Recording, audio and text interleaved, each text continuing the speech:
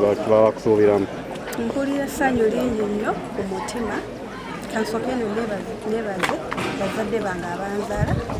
Kansooka ne taata wange Wafula Muhammad Musiiri, nzizeeko ne mukyala we Khadija Mayende Muhammad. Amannya gange Bakta Nalubanga Ewis Priscilla.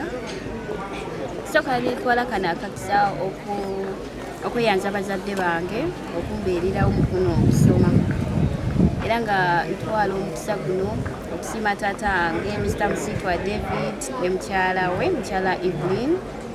Kati nfunye certificate in medical records and health informatics, era kati kwekyo kyenkoze eggwanga tulina oliyamba nga omulwadde wajja tulina otereka ebyama bye baba batugambye nti nina kino ekizibu nekino kirina bigamba abantu balala n'okubajjanjaba